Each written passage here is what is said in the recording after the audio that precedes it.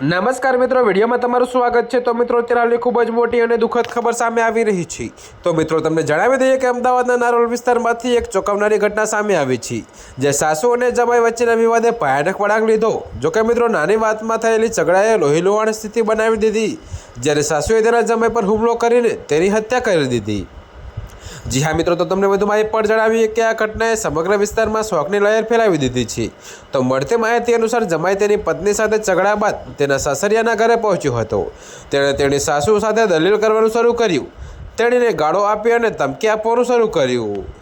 જોકે મિત્રો, જ્યારે તેને હથિયારથી હુમલો કરવાનો પ્રયાસ કર્યો ત્યારે સાસુએ ઈંટ ઉપાડી અને તેના માથામાં માર માર્યો, તો ઘાયલ જમાઈ નીચે પડી ગયો। ત્યારબાદ સાસુએ લાકડીથી તેના પર હુમલો કર્યો, જેના કારણે તેનું મોત નીપજ્યું હતું।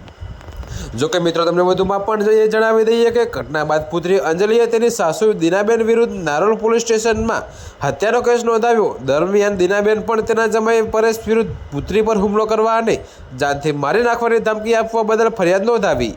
તો પોલીસે બંને પક્ષોની ફરિયાદો નોંધી દીનાબેનની ધરપકડ કરી અને તપાસ શરૂ કરી છે।